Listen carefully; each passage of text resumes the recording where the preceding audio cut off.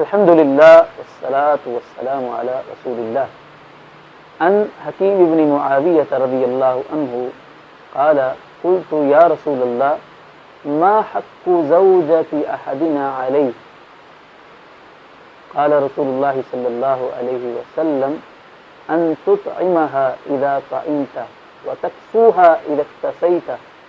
ولا تضرب الوجه ولا تقبح ولا تهجر الا في البيت رواہ ابو داود۔ حضرت حکیم بن معاویہ رضی اللہ عنہ بیان کرتے ہیں کہ میں نے عرض کیا کہ یا رسول اللہ، ہماری بیویوں کا ہم پر کیا حق ہے؟ تو آپ علیہ الصلوۃ والسلام نے فرمایا کہ جب تو کھانا کھائے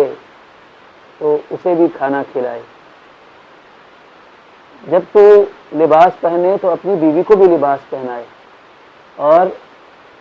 بیوی کے چہرے پر تو نہ مارے اور اس کو برا بلا نہ کہے، اس کو گالی نہ دے، اور اگر اس سے علیحدگی اختیار کرنے کی نوبت آ جائے تو گھر میں رہتے ہوئے ہی اس سے علیحدگی اختیار کرنی۔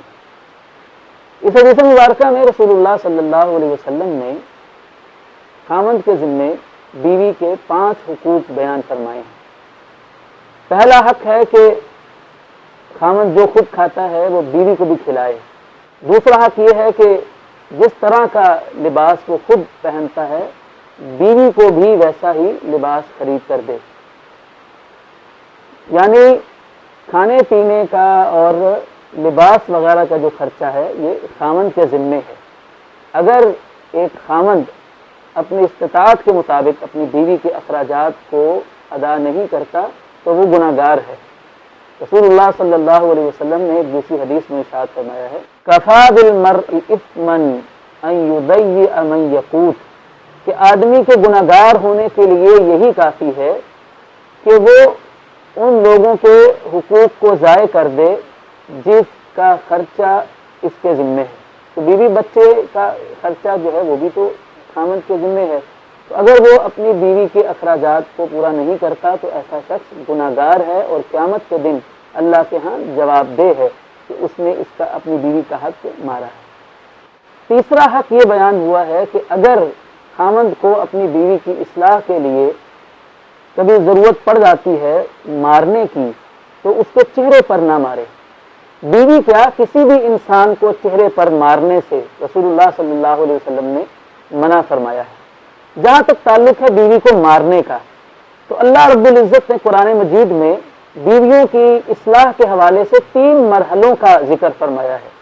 فرمایا واللاتی تخافون نشوزہن فعظوہن واہجروہن فی المضاجع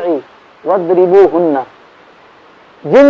مردوں کو اپنی بیویوں کی نافرمانی کا خدشہ ہو تو وہ یہ 3 مرحلوں سے اپنی بیوی کی اصلاح کریں۔ پہلے مرحلے پر تو وہ اپنی بیوی کو زبانی نصیحت کریں، اگر زبانی نصیحت سے وہ سیدھی ہو جاتی ہیں تو پھر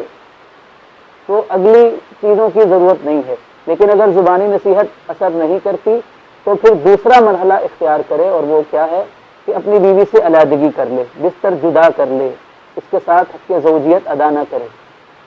اور تیسرے نمبر پر فرمایا کہ وَاضْرِبُوهُنَّ، اگر علیحدہ کرنا بھی اس کو اثر نہیں اس سے بھی ہوتا تو پھر تیسرے نمبر پر اس کو مارنے کی اجازت دی گئی۔ رسول اللہ صلی اللہ علیہ وسلم نے ابو داود کی ایک حدیث میں فرمایا کہ لا تضربوا اماء اللہ، اللہ کی بندیوں کو مارا مت کرو۔ تو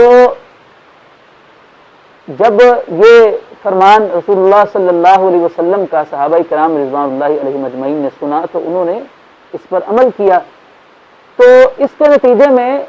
خواتین جو ہیں وہ دلیر ہو گئیں، اپنے خاوندوں کی نافرمانیاں کرنے لگیں۔ تو حضرت عمر فاروق رضی اللہ عنہ نبی علیہ السلام کی خدمت میں حاضر ہوئے اور عرض کرنے لگے کہ یا رسول اللہ، عورتیں تو اپنے خاوندوں کے سر چڑھنے لگی ہیں۔ تو پھر آپ علیہ الصلوۃ والسلام نے اجازت دے دی مردوں کو کہ وہ اپنی بیویوں کو مار سکتے ہیں۔ جب آپ نے اجازت دی مارنے کی تو پھر عورتیں آپ علیہ السلام کے گھر میں شکایت لے کر آنے لگیں کہ ہمیں تو ہمارے خامد مارتے ہیں، اجازت آپ نے دی ہے تو خامدوں نے ہمیں مارنا شروع کر دیا ہے۔ تو شکایتیں جب بہت زیادہ آپ کے گھر آنا شروع ہو گئیں تو آپ علیہ الصلوۃ والسلام نے فرمایا کہ میرے گھر میں عورتیں شکایت لے کر آ رہی ہیں کہ ان کے خامند ان کو مارتے ہیں، تو آپ نے فرمایا ایسا اولئک بخیارکم، یہ لوگ کوئی اچھے لوگ نہیں ہیں جو اپنی بیویوں کو مارتے ہیں۔ تو اس سے معلوم یہ ہوا کہ مارنا اپنی بیویوں کو یہ کوئی پسندیدہ اسلام میں عمل نہیں ہے، یعنی آخری حربہ ہے جس کو اختیار کر سکتا ہے مرد، جب کوئی اور چارہ کار نہ ہو تو مرد کو اجازت ہے کہ وہ اپنی بیوی کو مار سکتا ہے۔ مار جو ہے وہ حد سے تجاوز نہ کرے، اگر ایسا مارتا ہے کہ اس کی ہڈی توڑ کر رکھ دیتا ہے، مار پیٹ کر اس کو زخمی کر دیتا ہے، تو پھر تو وہ ظالم ٹھہرے گا اور اللہ کے ہاں اس کو اس کی باز پرس ہوگی۔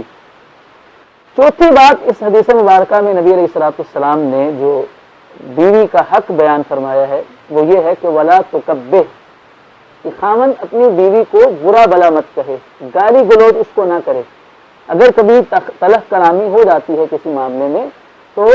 حسن اخلاق کے ساتھ اپنی بیوی سے پیش آئے اور اس کو کوئی تانا نہ دے، اس کو برا بلا نہ کہے، اس کو گالی گلوچ نہ کرے۔ اور پانچویں بات آپ علیہ الصلوۃ والسلام نے یہ ارشاد فرمائی کہ اس کو اگر علیحدہ کرنے کی ضرورت پیش آ جائے تو اس کو اپنے گھر سے نہ نکالے۔ یہ بیوی کا حق ہے کہ اس کو رہائش فراہم کرنا یہ خامند کی ذمہ داری ہے۔ تو اگر کبھی لڑائی ہو جاتی ہے تو اس کا بستر جدا کر دے، اس کے ساتھ ہم بستری کرنا ترک کر دے، لیکن گھر سے باہر نہ نکالے۔ گھر میں رکھنا اتنا ضروری ہے کہ اگر ایک خامند اپنی بیوی کو طلاق بھی دے دیتا ہے تو قرآن مجید میں سورہ طلاق کی پہلی آیت کے اندر اللہ تعالیٰ نے یہ حکم دیا ہے جب تک عدت پوری نہیں ہو جاتی تو خامند اپنی بیوی کو اپنے گھر میں ہی رکھے گا، طلاق دینے کے بعد بھی۔ تو طلاق دینے کے بعد بھی گھر سے نکالنا یہ جائز نہیں ہے، تو پھر عام حالات میں جب میاں بیوی کے درمیان لڑائی جھگڑا ہو جائے تو